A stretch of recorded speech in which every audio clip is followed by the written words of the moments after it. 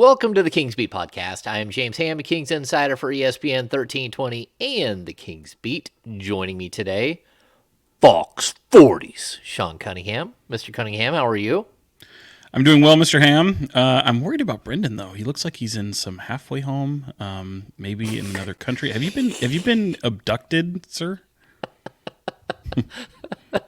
Of course, Sean is talking about Brenden Nunes from the Kings Pulse podcast. What's going on, Brenden? How are you? I am doing good. Currently in my halfway home and just, plugging along. That's okay. We'll support you. Things You know day what's by actually day. great? Yeah. I love the fact that he didn't answer until he was properly introduced, which was I fantastic. had a slight audio issue, but yeah. It's hilarious. It looks like someone is gonna waterboard Brenden right after we're done here. He is kind of up against a blank white wall, so no one can tell where he's actually being held captive. All right, we've got plenty to talk about here on the Kings Beat podcast. But first, let's just take care of some of the business stuff, which I forgot last time. And it's funny, if I don't directly ask, if you're watching today on YouTube, can you give us a thumbs up and subscribe? Then realistically, people don't. And so it's kind of a funny thing that happens. Also, tons of new subscribers on the Kings Beat. Thank you so much for everyone who's jumping on board. We've been pumping out content like nonstop, and this has been a wild up and down roller coaster ride of a first, 9 games into the season. So I expect more of the roller coaster action this week. But thanks for jumping on board and sticking with us. All right, guys. I think we have to start the show with Sean's favorite thing, which is Tuesday overreactions.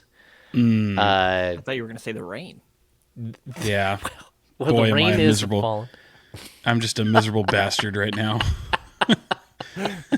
You sidetrack us with Sean and the weather. I knew this was going to happen. I've taken 2 COVID tests to be safe, but I am just all allergy medicined up because when the weather changes, I get all weird. My voice, it sounds like I'm going through puberty again. So this is fun. All right. Fun times. Yeah. It's okay. The rain is wild. I can look out the window and the lake snowing? fills up. No, but it's been super cold. So right now it's 41 degrees. Oof. If it's gonna continue to rain, I will get snow because it's got to be 38 to actually turn into snow.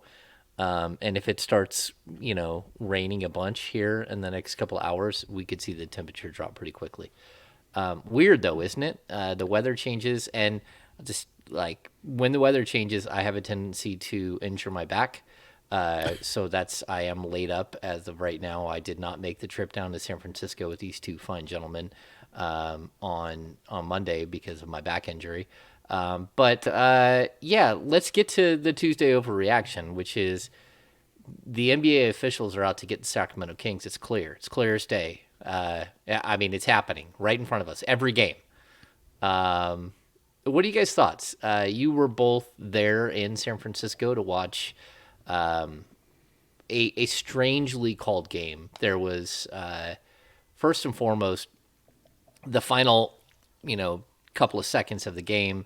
There's a clear and blatant foul right in front of an official with Kevin Huerter raising up to shoot a 3-pointer that could have tied the game. He gets hit right on the elbow. He gets pushed on the side, hit in the elbow, and then hit on his follow through by Klay Thompson. And the official swallowed his whistle and allowed the Golden State Warriors to come away with a 3-point win. Now, a lot of things would have had to happen for this to work out for the Kings. First thing was a whistle would have to be called, which it wasn't. Second, Huerter would have had to hit all 3 free throws, and then it would have pushed the game into overtime. But this is the second time in a week that the Kings have been jobbed by the officials, that were standing right there watching a play in the final seconds of a game. It happened in Miami with Tyler Hero. Now it happens with Klay Thompson. You guys were there. What were your thoughts on what happened there? Well, I'll go first because I think the Tyler Hero thing, last podcast we had, you called it an egregious non-call. and I disagreed. It was okay. I know it made for fodder on the comments in the YouTube section for sure, which are always thrilling to go through. I didn't say it wasn't a travel. I just said I didn't think it was egregious. I think there's some people just like to get in their feelings about it, but it's okay. This one, James, egregious, absolutely egregious. Brenden can attest this. I know, James, you've been to Chase Center where our media seats are, and mind you, I had a camera. I'm shooting that final play in real time, and the angle that I had, it looked like he might have been fouled, but I even remember talking to our buddy John Dickinson coming off. John was like, he didn't get fouled on that, did he? You didn't think he got fouled on that, did he? And I said, I haven't seen the replay yet. I said, but no, I don't, maybe not. I said, I don't know. Not enough to, I don't know. Not in real time for me. Even with a camera from the angle that we had, seeing the replay, oh my God, just mugged. And you know what? That official had a much better angle than Brenden and I did and John did up in that media section, which is very far away, I should add, down at Chase Center and kind of at a diagonal. But yeah, that was egregious. Even the travel before that with Steph Curry, really found myself shaking my head on that one. That one I did see in real time, unlike the Tyler Hero one. That one to me was a little bit more obvious, egregious, if you want to use those words. But officiating right now is just absolutely trash throughout the NBA. I've seen a lot of games already that I've found myself just shaking my head at. And as we all know, whether you're a Kings fan or an NBA fan, when it gets down to what we like to call nut cutting time, and it's a final play, referees swallow their whistles for some reason. And Pat Frayer, Natalie Sago, and Matt Calino, I think is his name, those are the three officials refereeing that game in San Francisco. And yeah, shame on them. And I can understand Mike Brown and Kings fans' frustrations. Mike Brown had the perfect quote. It's tough being a Sacramento King sometimes, and it is. But certainly there was really poor officiating throughout the entire game. It was really bad against the Warriors, especially early on. And Domantas Sabonis still kind of going through it. But yeah, man, officiating is rough right now. Yeah, Brenden, what are your thoughts? And we can even throw in the other missed call, which was one of the most atrocious things that I had ever seen around the 4 or 5 minute mark, where Steph Curry got a ball off about, I don't know, a half second after the shot clock expired, and they didn't review it. The coaches are yelling and screaming at him, and they can go back and review that at any time. And then we're hearing some excuse that they couldn't review it because there was no stoppage and it got within the final 2 minutes. And if anyone knew that rule, the Kings would have just called a timeout and said, hey, wait, we need to go back and look because that's 2 points that need to come off the board. But anyway, Brenden. Yeah, I honestly don't remember that, or in live time, didn't recognize that one, the shot clock violation that you're talking about, but saw the replay afterwards and definitely see what you're talking about there. But the foul on Herter was obvious to me in live time. Like, I thought he got hit on the elbow, kind of across the forearm. And just for Herter to miss that bad, like, I know he was leaning and everything, but for a guy like that to be that far off, and it was short and to the left, which makes sense if he's getting hit in that direction with his arm, and then he wasn't able to fully follow through, I thought, at the top either, and kind of got his hand hit there. I didn't really mind the offhand from Clay all too much in his side, but I see how that just adds to this whole thing that was going on. It was a tough night. I mean, I don't like to focus on the officiating, but like, we're left with no choice with some of these. I mean, there's definitely other parts of the game that I'm sure we'll talk about, and I think there's really notable things throughout the course of these games, but it's so frustrating for two of these to happen on the very last play of a game in 2 games of this 4-game road trip. Yeah, I mean, the Kings are 3-6. They easily could be 5-4, easily. And I mean, we don't know what would have happened. Like the Miami game, the travel was 4 seconds left in the game. I mean, it would have been Kings ball side out of bounds with plenty of time to get a shot. It was a tie game. So, like, that may or may not have gone to overtime. This game may or may not have gone to overtime. You still would have had to win it. The Kings still would have had to figure out a way to stop Steph Curry, who had, 47 points? Incredible. He is so incredible. And I think, you talk about things where Mike Brown says the right thing, has the right thing to say. His comments about Steph Curry I thought were so spot on. Like he said, he's such a great human being that the basketball gods often shine down upon him. I thought that was like really, really interesting to hear, a guy who worked with Steph Curry for the last 6 years say something like that. But it's difficult because you're watching the players. I mean, the players came out on Twitter. Kevin Herter came out and spoke up on social media. I think De'Aaron Fox retweeted something. And we still haven't heard of a fine for Mike Brown for last week. So I'm almost at the point where I'm looking around like, is the NBA going to do anything about any of this? Because first of all, they're besmirching the name of your officials every time they sit there and unload. But secondly, your officials deserve it. Like this is so. If that's where we're going, though, if it's okay to speak out and to be like to call an official out, then like that's just counter to what we've seen from the last couple of decades from the NBA. They typically smack someone with a fine as soon as they open their mouth about something like this. But again, I don't think that anyone can. How can you when it's twice in a week and two really, really good games where the Kings were battling and fighting and, you come up empty? He's also doing it in a very respectful way, I feel.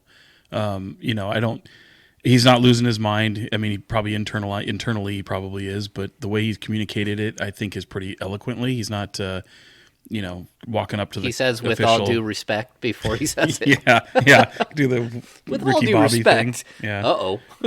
Yeah. Ricky Bobby was Talladega Nights. Brenden, played by Will Ferrell. But but I also just to keep it like just it should be noted too, like the last 2-minute report, for as crazy as it is to try to hold their officials accountable, obviously it doesn't change anything, but they won a game in Orlando where several calls went their way down the stretch and really screwed Orlando. And it's worth noting, it's right there in the 2-minute report as well. So that's a game that they won. Five mistakes in the Orlando in the final 2 minutes. 3 of them went to the Kings, 2 of them went to Orlando, but 5 mistakes. I'm just trying to point out that it's not just the Kings. I know it feels like it's just the Kings because everyone's so invested in the Kings, and this is the Kings beat. But again, the officiating is really bad right now, and I understand. I knew what I was doing in the last podcast, saying it wasn't egregious because I didn't think it was, to be fair. But I knew people were going to get their ire up and really get pissed off about it, as they should. I mean, look, I get people being emotional with their team, and if they feel one way, that's fine. We can still disagree, and that's one of the fun parts about here on election day, right, where all sides can get along and have differing viewpoints. But yeah, man, it's tough, man. I'm like Brenden. You guys know it. I hate talking about the officials. It's warranted right now. It really is. Miami game, it was just tough shit. This one is really egregious and pretty disgusting, and I don't know what the Kings can do. People ask me all the time, like what can they do? What ramifications? What recourse do they have? You just complain about it. You complain about it. It's funny, being in the locker room last night, I think everybody, player-wise, they were wearing it, man. And they said they kept their words brief and didn't want to go down that road necessarily. I mean, Kevin Herter didn't want to talk about it. He also kind of avoided the locker room for the longest time until the bus was ready to go. And as he popped in, you could tell he didn't want to talk about it. But chatter among the players away from the cameras and even messages I've exchanged with people, they're fed up, man. I mean, some of these guys are just, I almost think you might see a guy purposely in the next situation, especially if they're on defense, just mug a guy.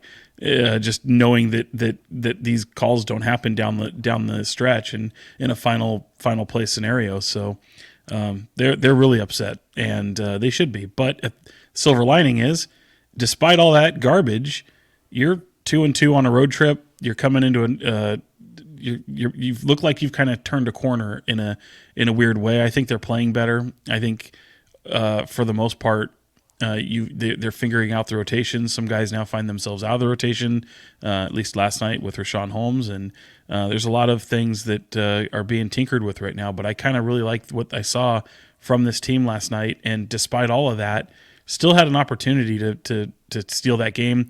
Defensively, that fourth quarter was crazy, but that's a legendary performance by Steph Curry. I don't think we give that enough credit, especially being the first player. What was it, like eight assists, better than 7 rebounds, whatever it was, and no turnovers in a 47-point outing. That's to be the first NBA player to see that. You were witnessing history. I mean, yes, there's also an aspect of him not having any turnovers as the Kings not playing very good defense. Like, Steph was amazing, and that was honestly one of the more entertaining parts of being there last night as just somebody that kind of grew up around Steph, I guess. It's just crazy to see him go nuclear like he did, and 17 in the fourth. I think Wiggins also had 13 in the fourth. That's 30 right there between the two of them. Sacramento only had 25 themselves. But I thought there were just like too many stretches where the Kings defense on Steph was pretty poor. It seemed like maybe they were trying to limit everybody else, but he just got comfortable early. And I think that's what some of the guys talked about post game. I think it was Malik and Davion, where he just got a couple nice looks early. And once that guy's in a rhythm, Steph is Steph, and he's going to go crazy. And it's exactly what he did. I think to Sean's point, I like that we're starting to get a better feel for what this rotation looks like. I think there's been some ups and downs for certain guys, and there's been a lot of variance. I don't think we did our last pod after the Orlando game, but the lineup variance between those two games when Orlando's running out 4 players that are 6'10" or taller, and Kevin Huerter's playing the 2, and then lineups against Golden State where their backup 5 is like Jonathan Kuminga for short stretches, and then you're playing with Kevin Huerter at the 4. Like, there's lineup versatility, and I don't love every single minute that you're getting from everyone on the floor, but I think that the rotations have been interesting, and I like that we have more of a sample size to talk about now with this. Yeah, I kind of, I know Mike Brown likes to look at the season in 5-game increments, but just the way that this season has started, we kind of have to look at it in 4-game increments. Like, they start the season 0-4, then they go on the road trip and they go 2-2, and it kind of feels like every 4 games we need to check in on, like, how are they doing. And I agree with you guys. I think, like, everything that we're seeing, it's something I wrote about on Sunday, the adjustments that they're making. Like, when was the last time you saw a Sacramento Kings team make adjustments in the third quarter? We saw it in Orlando where they were getting trounced, absolutely trounced. And then what we saw from De'Aaron Fox in that Orlando game in the fourth quarter, the third quarter, the fourth quarter, and the overtime session where he scores 28 combined, it was just crazy. I mean, that was like watching a guy literally backpack a team and change the entire complexity of the game.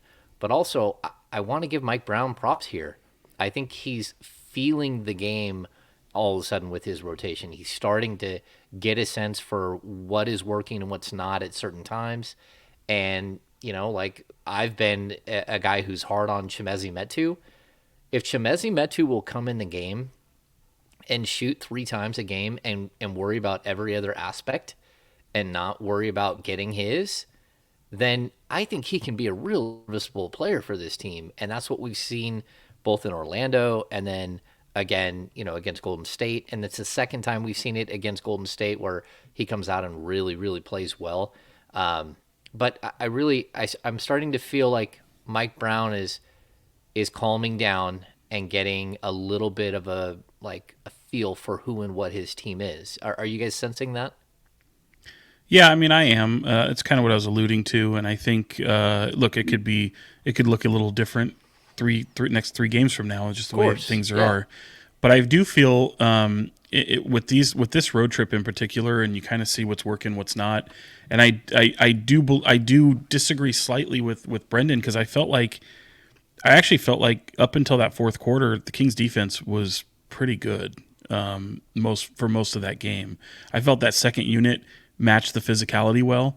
I felt like they offensively were able to match point for point practically. The lead slipped, and you knew that team was going to make a run. I know that was a really tough late call where Chimezie Metu and Davion Mitchell kind of screwed up there. And it's happened in consecutive games. And I know Mezzi told me last night about him and Davion talking about that, and Mike Brown jumped him. I mean, they wanted to trap, but didn't want that much time to come off the clock, and leaving 1.3 just was a killer right there. That was a tough one right before the end of the game.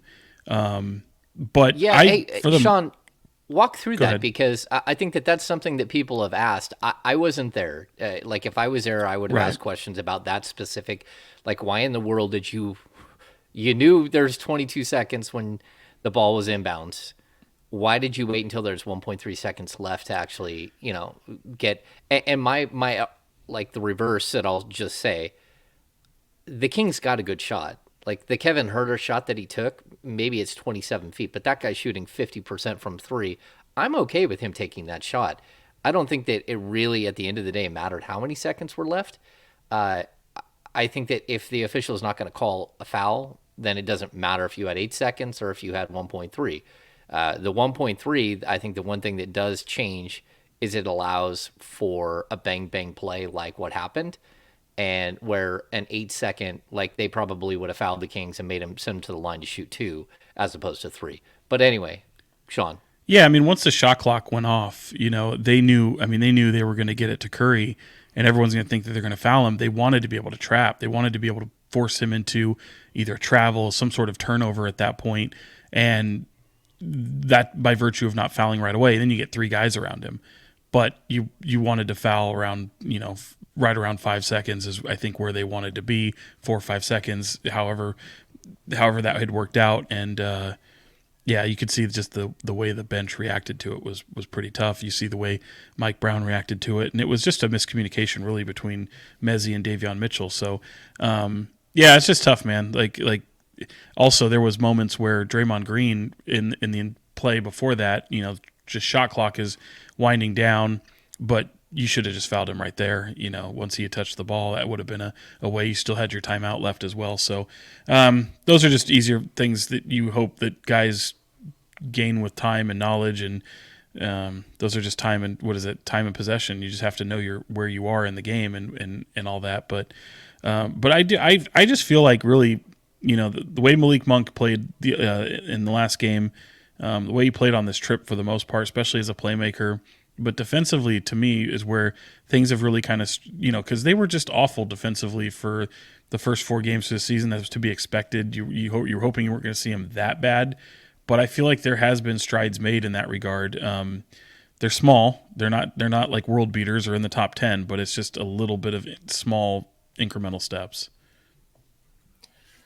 Oof, yeah, I don't know that I feel too great about the defense, but when it comes to that last trap, I liked the effort. Like I thought Davion was really good in that game against Golden State. I actually thought taking him out and putting Terrence Davis in was a little bit confusing to me. I thought Davion had been playing well, even if maybe sometimes I think he tends to do a little bit too much on offense. His defense, there's really no perimeter defense like it on Sacramento's roster. And that's something that they've really struggled with throughout the course of this year.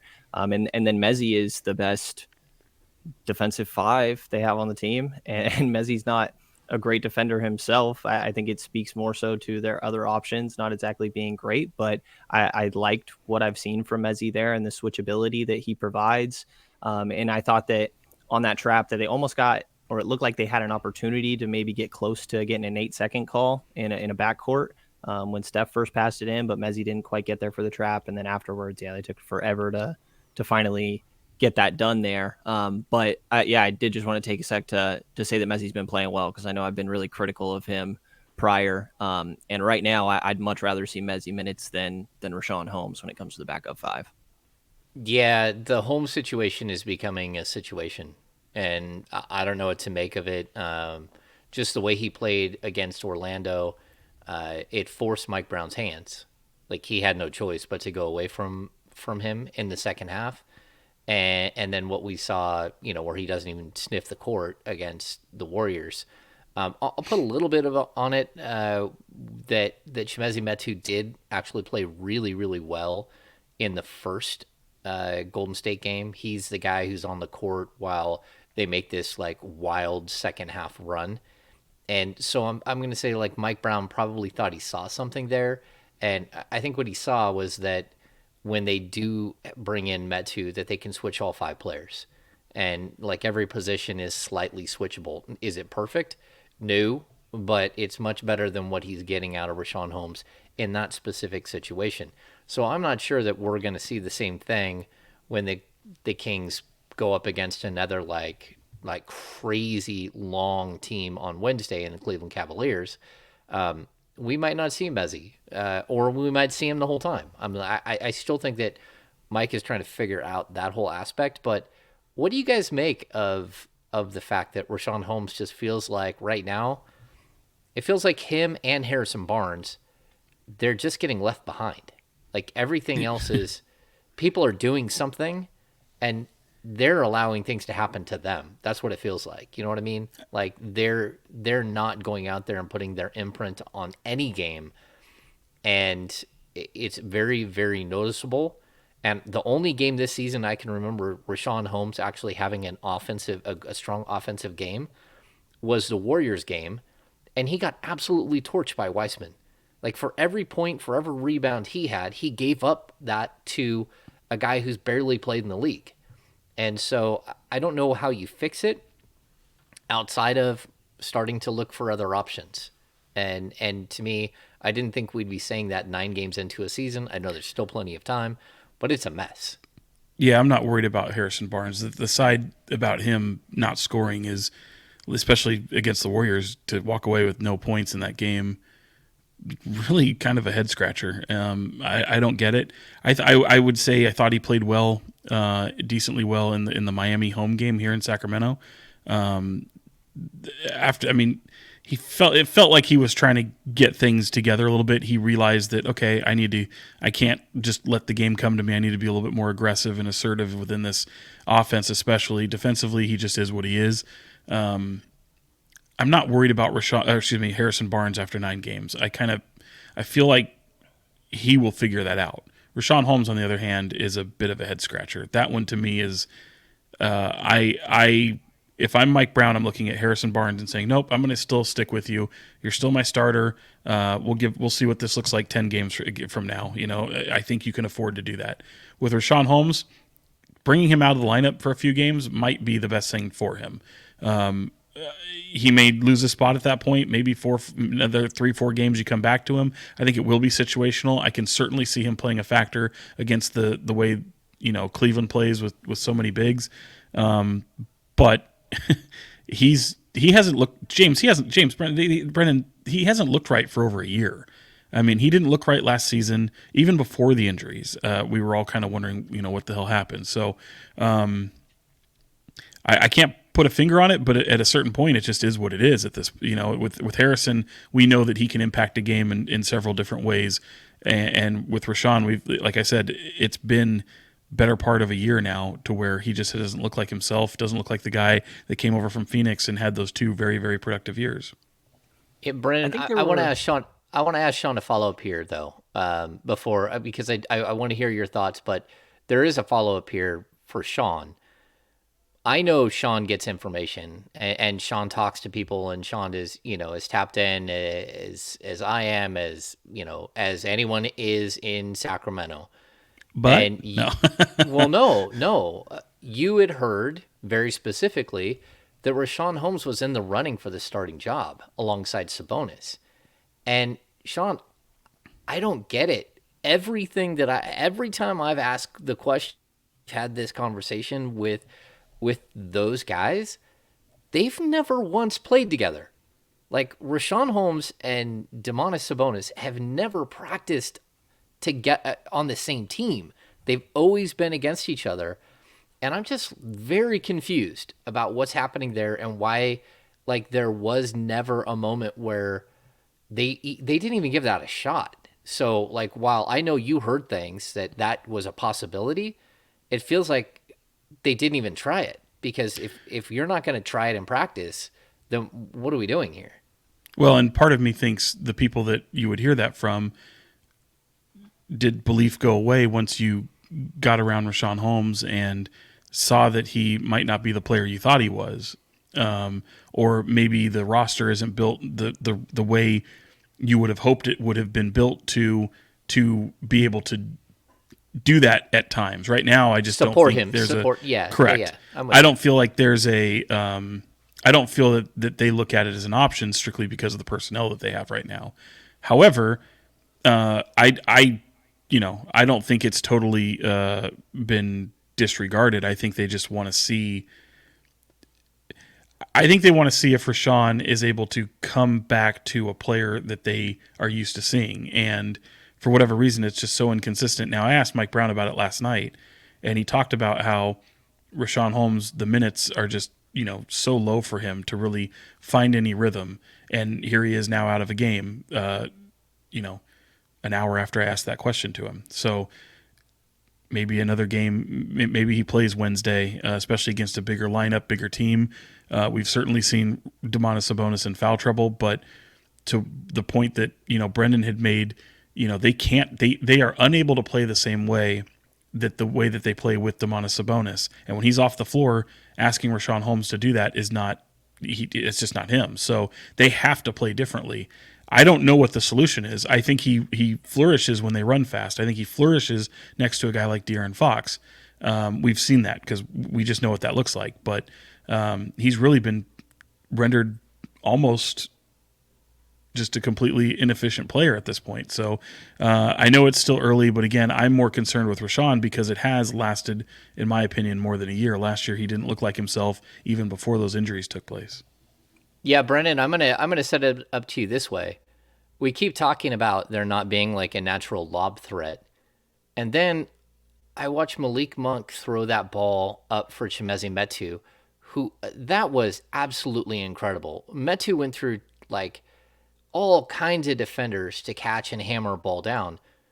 Like that's a Richaun Holmes play.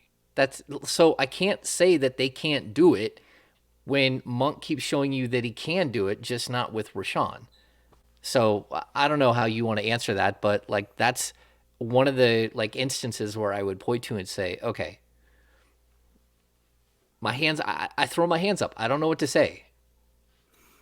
Yeah, I mean, I think that they aren't doing Richaun any favors from my perspective, and I think it's kind of what Sean was just saying as well. Like they can't play the same way, but it seems like they really want to, and that would cause everybody else to play differently. I think that when Richaun was playing well, and I do think that he had moments last year. I think he had a 2020 game against Charlotte.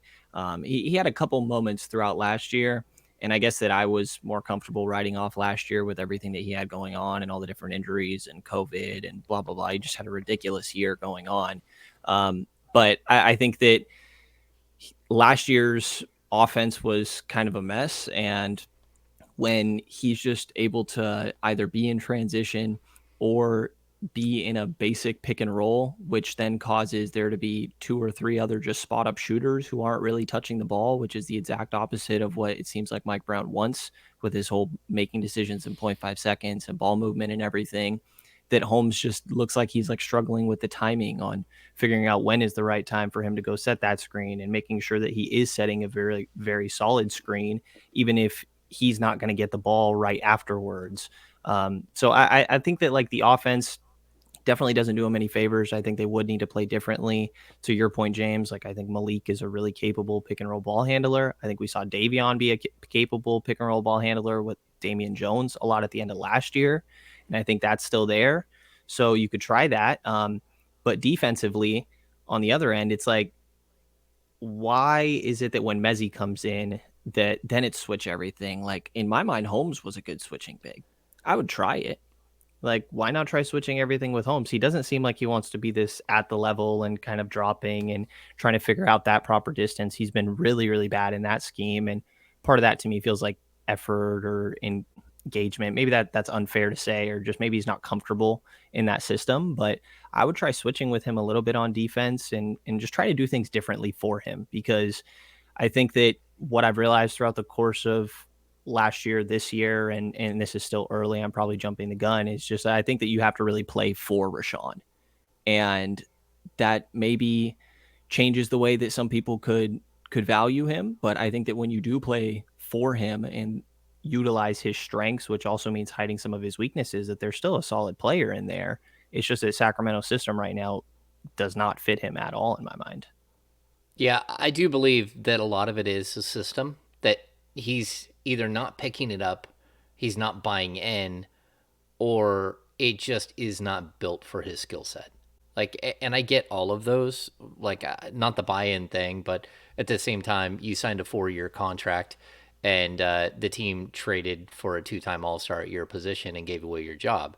I don't even know if gave away your job is like Sabonis is going to be the starter no matter what, but it feels like there should have been a competition for some of this stuff, and it really feels weird that he's just kind of left out and hasn't been able to look like himself at all. And that's talking about, I mean, Sabonis leading the league in fouls for the first 6 or 7 games, fouling out of 3 of the first 6 games. Like, you keep talking about he doesn't get enough minutes. Well, there were minutes there if he played well enough. There were plenty of minutes. And it just didn't happen because he wasn't playing well enough. And so I think going forward, it's very possible we're going to see a little bit of Messi. I think it's very possible we're going to see more Trey Lyles because I think Trey Lyles can be a small ball 5 in certain situations. And then at some point, I'm not to be rude to Alex Len, but like I'll keep saying this, the one guy who does kind of play a little bit like Sabonis, who has some of this similar types of skill sets, man, I would be getting Neemias Queta as ready as possible. And I know that sounds crazy, but I would get him stretched out and ready to play and have him, down in Stockton playing, as many minutes as possible and running every bit of the offense through him to see if he can pick up the idea of being that offensive hub and setting those high screens that the Kings do in their offense with Sabonis on the court. Because like when Sabonis steps off the court, Holmes doesn't have that skill set. Chimezie Metu does not have that skill set. Alex Len might have a little bit of that skill set. He at least knows where to set the screens and how to get guys open. But Queta is probably the closest thing. And so I don't know. I know that sounds crazy for me to be talking about a two-way player 9 games into the season. But, I mean, the one thing this team needs is a shot blocker. And that guy's a beast. He'll block shots, but he can give you some of the other things as well. Yeah, and to that point, I mean, look, Stockton begins their season, they just have, and their home opener's Thursday. They'll have back-to-back Thursday, Friday. So, he just needs to get some reps. He needs to get reps in Stockton before you can really bring him up and rely on him for any minutes, especially meaningful minutes. I do think that as it pertains to Messi, though, I think you got to give him some credit, man. I mean, he went out there, he's done it his way, and he's earned it. I mean, he's impactful in most of these games that he's out there with, and I think it's not only impactful in just the game. I think he has a really positive result on a lot of his teammates as well when he's in the game. He is kind of a mistake player, though, as we've seen. And yeah, James, I mean, go back to last year, who's the guy sometimes hitting the table when I'm going, oh my gosh, here we go. He's hoisting a 3. But he's going to have, look, every NBA player is going to have the most confidence in their own ability. Like I said, he's done it his way. He fits the system pretty well. And his ability to defend and just not wreak havoc in such a way, but just disrupt, I think is what has made him more relevant. And it's just a real shame that if you're a fan of Richaun Holmes, you haven't seen him take advantage of the opportunity when given to him like a hungry player Chimezie Metu is currently. And you know what? Richaun used to be that guy, right? Richaun used to be that guy who was hungry for it. Maybe the 4-year contract, who knows? Some guys get comfortable, who knows what happens. But this is Chimezie Metu now. He's trying to find his own 4-year contract. And he's right so far, I've liked his impact that he's had on the team so far. I'm gonna be a contrarian here, and I'm gonna say, Sean, I don't think that Chimezie Metu's done it his way. I think the one thing I think that he has bought in, which I did not think that he would, but I think he's bought in. The reason why he frustrated me last year was Chimezie Metu should never take 9 shots in the first quarter off the bench, ever. Yeah, there should never be a way unless all 9 of them are literally dunks. That's the only time that he should.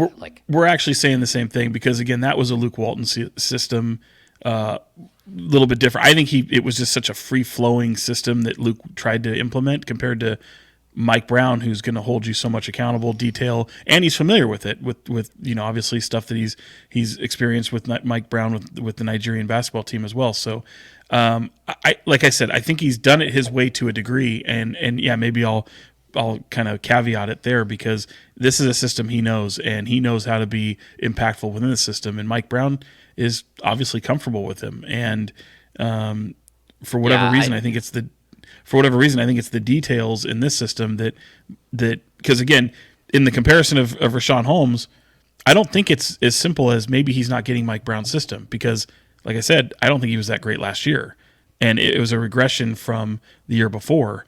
So I don't know. I think he's just a total X factor at this point where you don't really know what to expect from Richaun Holmes. And I just, is a long-winded way of just saying I really like kind of the impact that Chimezie has had. He's still a very confident player. He's still going to go out there and find his. It's just, yeah, you're right, not the nine shot attempts like we saw at one point. yeah. I think my only point was in the 4 games that he's played minutes in the season, 3 shots, 4 shots, 3 shots, 3 shots. And this team has a lot of scores. What they don't need is another one coming out there looking for his shot. They need them to do the other things. Go ahead, Brenden. No, I was just gonna kind of echo that point that you made right now and made a little earlier. Like I think the biggest thing is the amount of shots that he's taking and just being out there and doing all the other little things. Because my frustration with Metu minutes previously was just feeling like he was kind of calling his own number and trying to maybe prove that he deserved more minutes rather than just trying to do his best in those specific minutes that he was on the floor.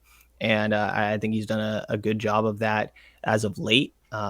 We'll have to see kind of how he continues to and just what the rotation looks like. If he ends up getting sat for a game or two and they favor Holmes because of whatever matchup, how does Metu respond to that? Like we'll have to kind of see how this all ends up shaking out. I don't know that I'm looking at Metu yet and I'm like, he's a staple in the rotation, but I think that he definitely has a shot to become that. And right now, I think that we'll probably see him moving forward. And I think defensively, like offensively, like we talked, or like I just said, is I think he's just doing less weirdly or not doing too much, which has been good. And then defensively, like Holmes has been poor on defense. I think Sabonis has been pretty bad on defense too. I think he's been in okay spots, but he's been really handsy. I know he's gotten some tough calls, especially at the beginning of the year, but he is pretty handsy and he's getting himself in foul trouble.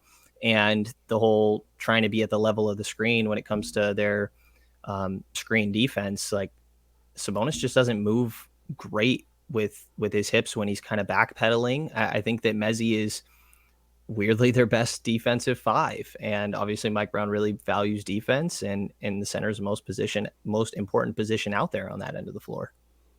Yeah, I would say I think Sabonis has been better defensively than people have given him credit for. Like the advanced, like the offense rating, defensive rating, he's like a 121 offensive, and defensively he's like a 111. And for this team, I think when he steps off the court, the Kings are in trouble. Their offensive rating is 114.7 when he's on the court, and 108.2 when he's off. So he's a plus 5.5 there. And then opponents wise, I guess when he's on the court, the opponent's offensive rating is 116, and when he's off, it's 112. So they are slightly better defensively when he's off the court, but still, like I think he's been better. The problem is that he has to have help. He cannot be your shot blocker because he's not a natural shot blocker at all, and he doesn't have the length to block shots. You need, like we talked about Orlando before, like how many guys are on Orlando would look great next to Sabonis? Like half of their roster, you're like, oh man, if they only had even like Mo Bamba sitting over there on the bench. Mo Bamba can shoot the 3 and he can block shots. Bol, like what in the world was that? Like what, like Bol, like That's that Bol was Bol. so fun. That was so fun to watch, and well, that's what he does. But except for he's never done it.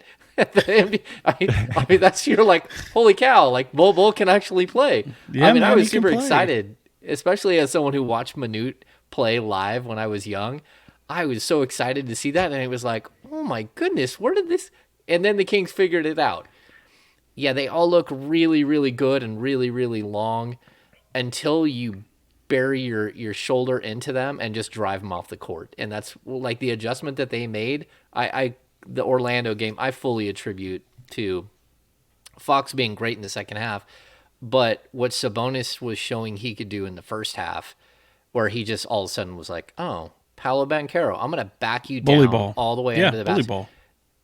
I think that's what the coaches saw. They're like, oh man, these guys aren't ready for that. Go get physical with them, and that's they got a little crazy. But man, how many guys on that roster would look good in a Kings uniform just because they're the right type of guy that this Sacramento Kings need?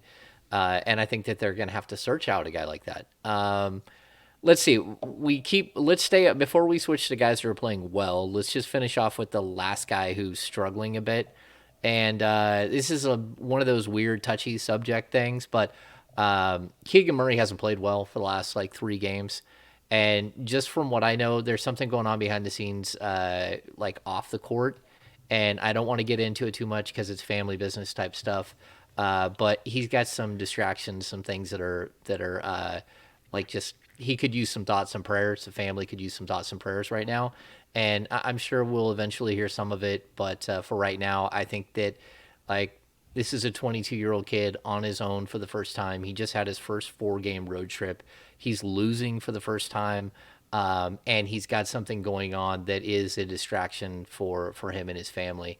And so just a bunch of love going to Keegan Murray. He'll snap out of it. Like you guys have seen him play long enough through summer league and through preseason and even the first couple of games of the season to know that this is a really talented player. And I think he could just use a little bit of love as opposed to us breaking him down ad nauseum and like the errors that he's making on the court. I don't think his head's 100% there, and hopefully that will it'll clear itself up eventually. These things happen, right?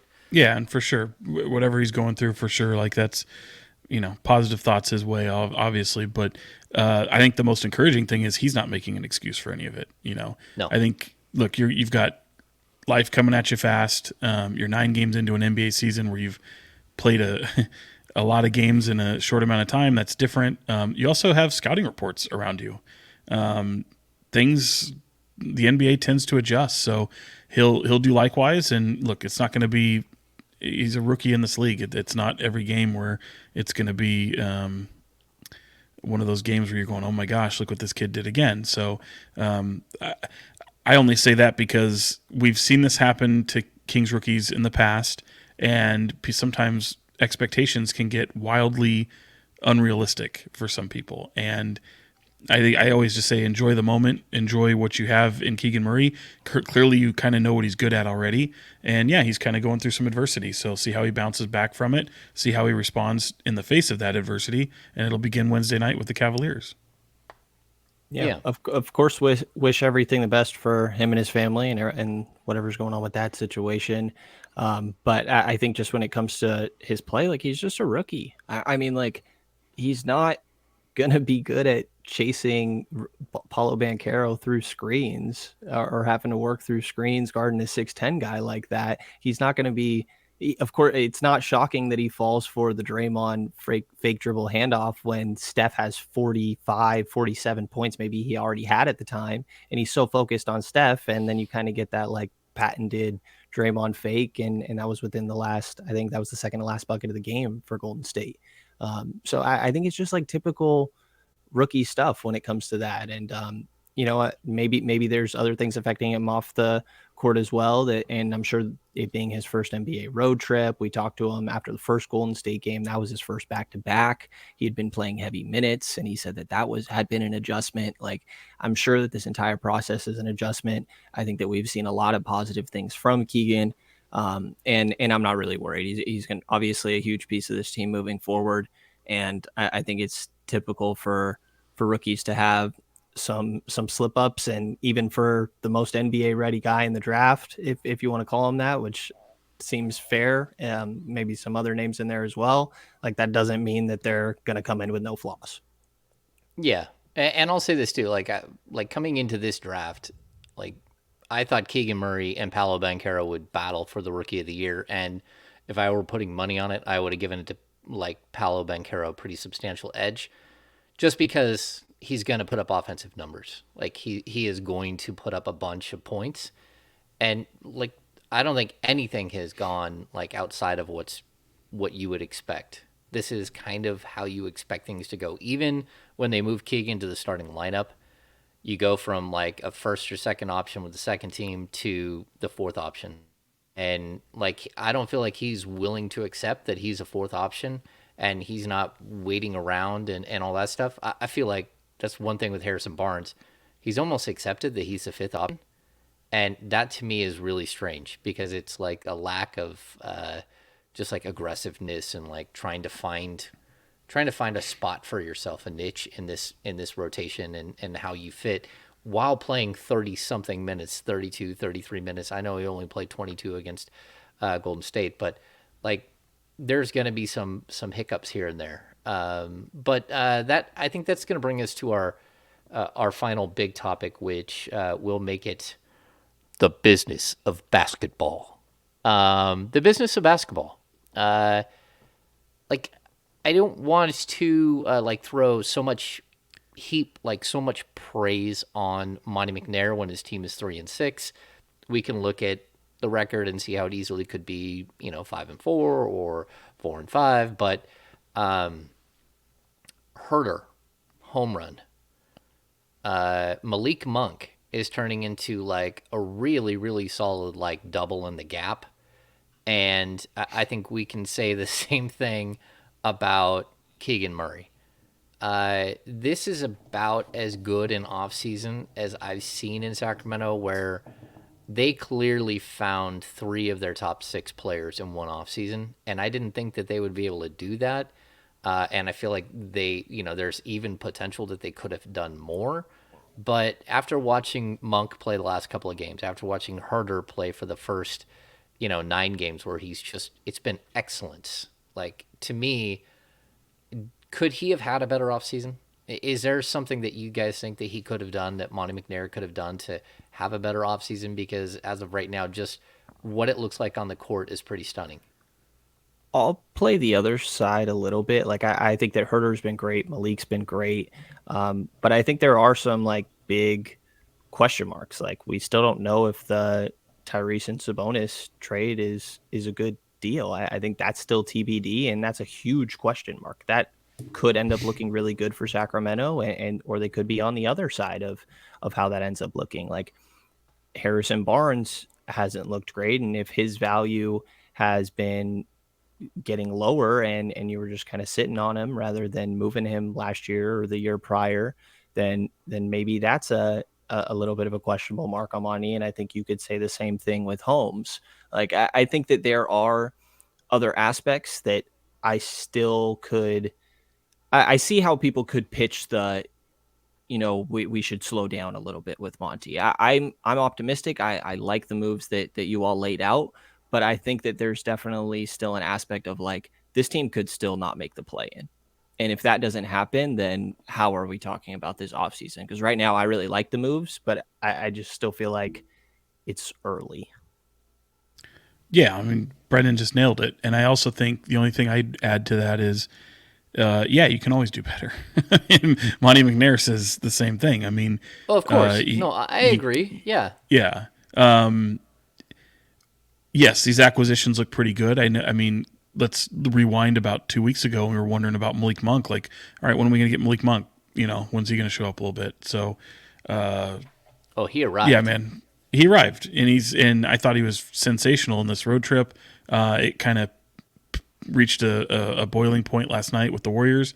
The way he played with the Warriors is, to be honest, the kind of, maybe it's not a 24-point outing, but at least 15 every single game is what I'm expecting from him. And I love the playmaking. I really do. Herder, there's a reason I was excited for him when he came over with that trade. I knew it from day one he'd be the starting 2, and there's a lot to like. It really is, and I love the fact that he gets a lot more touches here than he had in his previous stop in Atlanta. So he's a big time player, man, and these are the type of players you're going to need.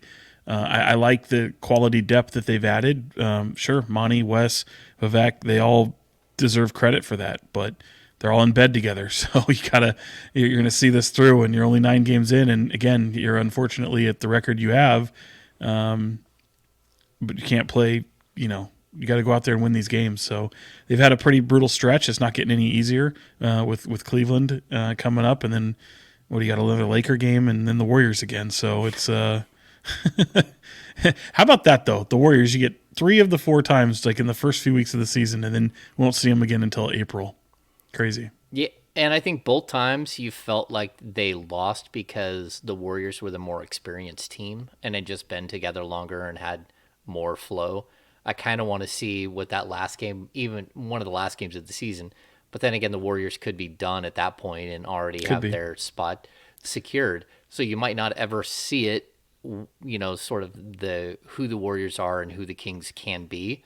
It is really weird to see them all play each other in the three times in the first 13 games, I think it is.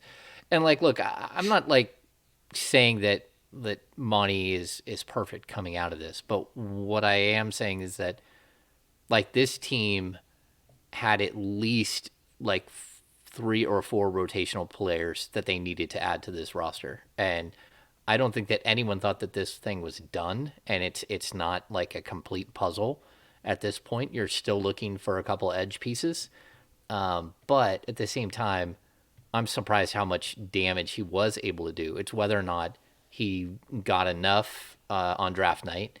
It's whether he gave up too much in the Herder trade that stops him from doing something else.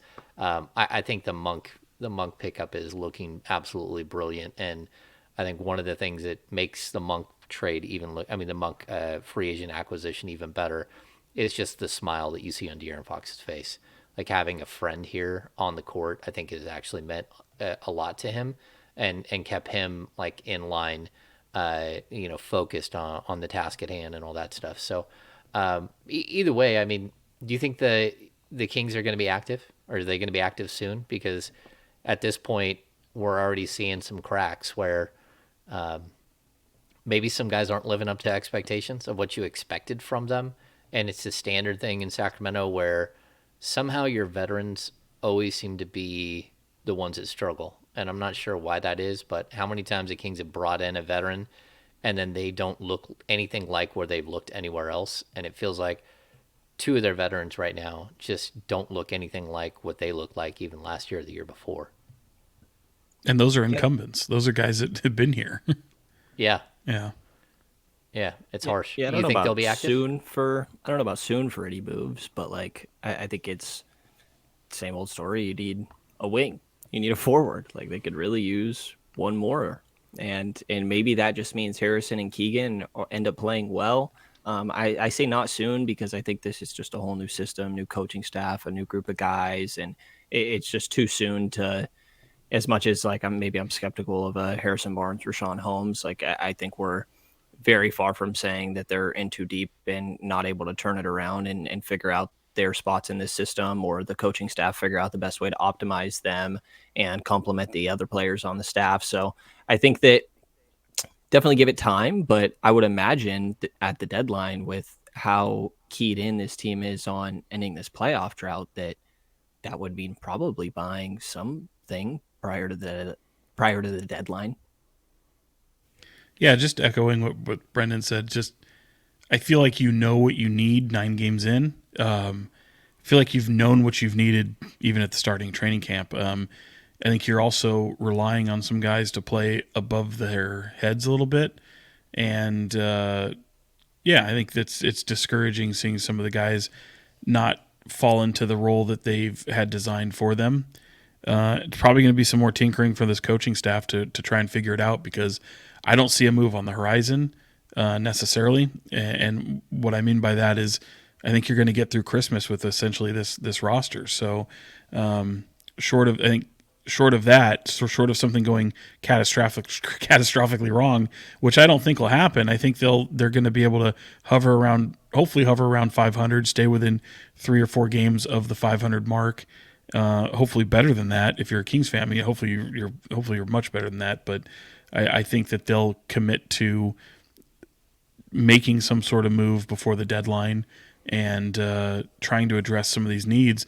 I think they're really hoping that the coaching staff can get some of these players to look more like the player they thought they'd be, and hope some of these guys emerge as a possible meaningful rotational player that they can be a major cog. But it's just so early that so much is janky right now, and it's you've got some quality depth, and that's a good thing. But you've got a lot of pieces that you're still figuring out, and I don't think tinkering is going away with Mike Brown. We predicted that it would come out of training camp. It would we would see it definitely rear its head in the season, and that's what's happening right now. And I think you're going to get to probably into December, well into December, with a little bit of figuring out still going on. But hopefully by that time, you start to see things kind of smooth out a little bit. And I think, honestly, this road trip might be the first sign of that. That's one of the reasons why I was so encouraged with how they've played. They've been in practically every game. The competitive nature is there. The ball movement is fantastic. I mean, you look about years past. I mean, if you're a Kings fan, you're through the roof with the way the ball's moving. So spacing can still be an issue at times, and you certainly haven't seen the best of Domantas Sabonis. I mean, he's a guy that I'd lump right in there. I mean, he needs to start looking like himself. And it's crazy because he's had some great scoring games. He's had some great rebounding games. And I still think we're like, man, if Domantas was only this, or, whatever, that's just how he impacts the game. So I still don't think you've seen the best of him. De'Aaron has been otherworldly so far. I get asked all the time. It's so funny how many people really want him to be an all-star, as if that's like the big badge of honor for the Kings. It's like, no, just if the Kings take care of business, the other like Keegan Murray said about starting, if I take care of my business on the court, everything else will take care of itself. It's hard for a Kings player to become an all-star. We know that. We've documented that, especially if you're a guard. But if he keeps up the scoring that he's had in this early going, we've seen stretches of De'Aaron Fox playing well. So to me, it's not even the scoring. The scoring is impressive, but James, guys, we were talking about a game. I think it was the Miami game when they won here. How much he didn't score a ton in that game, and I thought it was one of his best games of the season. Yeah, just what he's doing as a rebounder. The way he's shooting 86.4% from the free throw line right now. This is a career 72.8% shooter, and that's including this season's number. He's shooting 54.5% from the field, 37.2% from three. And I'm going to throw a couple of more numbers just to, because, look, I think that there is this interesting upward trend that I think we're seeing from the Sacramento Kings. Right now, the Kings are 15th in the league in offensive rating. They are 7th in the league in assist percentage. That's huge. Defensive rebounding, the Kings lead the league in defensive rebounding percentage at 76.4%. That is nuts. Effective field goal percentage, the Kings are 7th. True shooting, the Kings are 7th. Pace, the Kings are 9th. And a lot of that came in the one game that Fox missed.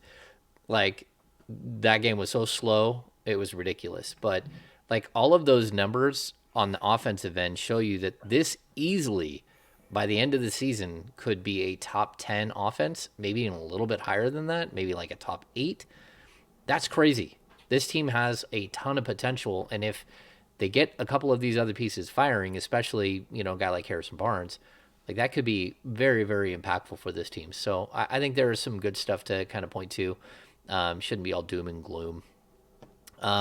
You guys have any final thoughts? I think we're good today. The back just won't let me sit here for much longer, but Brenden, we'll start with you. Final thoughts.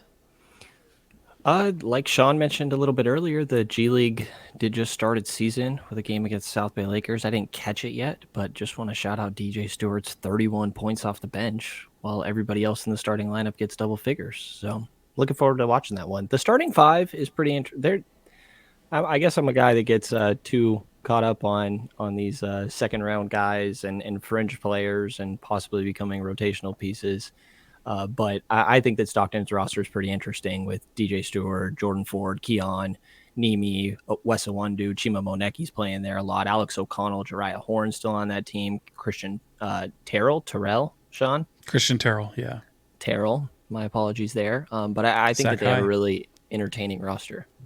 Jordan Ford, don't forget Jordan Ford and Folsom High School. And also, Adi Murky would have been on that team. He actually tore his meniscus during camp, so he's still be with the team, but not on the active I missed roster. That. When did that happen? Yeah. It did happen during camp. He had a meniscus injury, so yeah, it's tough. Adi or is it a day? It's Adi. It's a day. Sorry, what did I say? Adi? Yeah, I meant a day. Adi. A day Murphy. Yeah. Yeah. Oh, that's a bummer. Sean, do you have any final thoughts?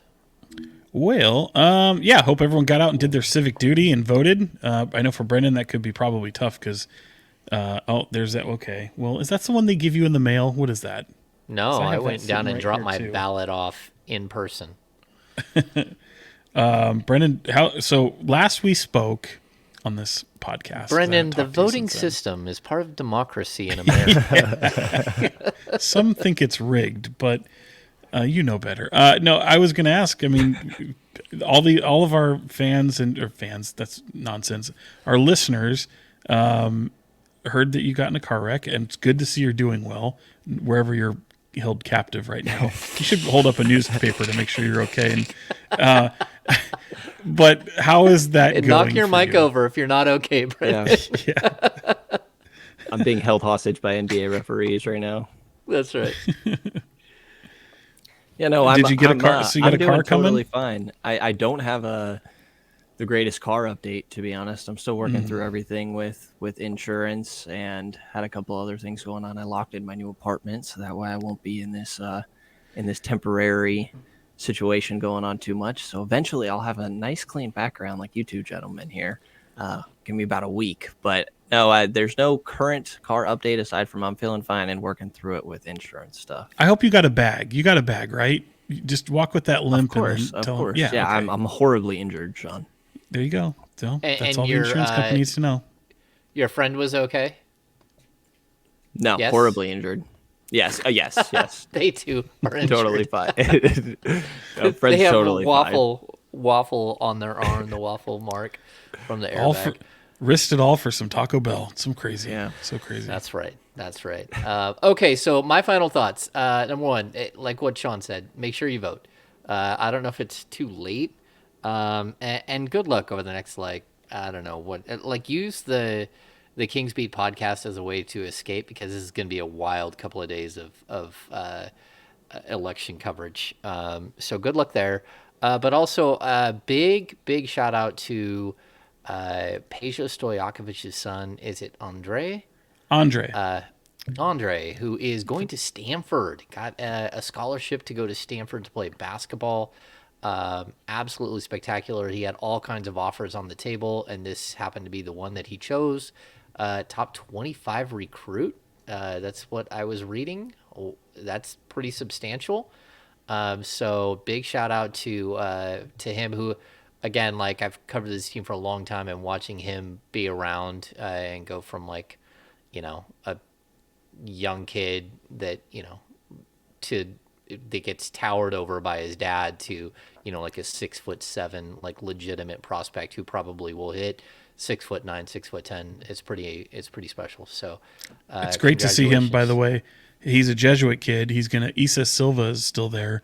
It was Stanford. He's another Jesuit kid from Sacramento who was a pretty big recruit a year ago. And Cannon Carlisle, who's one of the big recruits that also Stanford got, along with Andre. It's going to be Jared Haas has a nice team over there with Stanford. I think it's going to be fun to watch over the next couple of years. Sweet. And does Sac State continue to win? It seems like they just keep winning, right? Football, they did. How about UC Davis, by the way? They opened their season and they beat UCLA. That's pretty crazy See, in that's basketball. my alma mater. Yeah, Here we go. but yeah, Sac State football continues to dominate, and they're gonna butt heads with with your UC Davis Aggies pretty soon, coming up in a week. Causeway Classic. Causeway Classic. And You that's gonna to go 10-0, right? I've never been to the Causeway Classic. Maybe I'll go. I just don't know that I can sit anywhere for any length of time. Oh yeah, at good this call. point. Yeah. We'll prop you up. so- We'll give you like one of those Hannibal Lecter things in like that in that dolly. Just Maybe wheel wear that me in on the mask. dolly. Yes, wheel you in. Wrapped in. Hannibal Lecter, Brendan, was Silence of the Lambs. It's played by Anthony Hopkins. He won an Oscar. Anthony Hopkins. Brendan doesn't know. That should Brendan be a doesn't song. know. Brendan doesn't know. Brendan doesn't know. I've got Brendan okay. hates So us. we'll close with this. I've got some. Me and Jim over at Brickhouse Industries are working on some new Kings Beat merchandise. I think I've got some good ideas flowing through the head of things that we can that will make fans laugh and that you'll want to jump on board. We still have Some ponchos for Sean. yeah, there we go. Some what? Some ponchos. Ponchos for the rain? Yeah. Yeah. Ponchos. Interesting. Also, let's see. Off the record with the Kings Beat Virtual Happy Hour Part 10 is still in the works. For Thanksgiving Day. Oh, yeah. See, kidding. that would Just make kidding. perfect sense. We always do it on Thursday nights, right?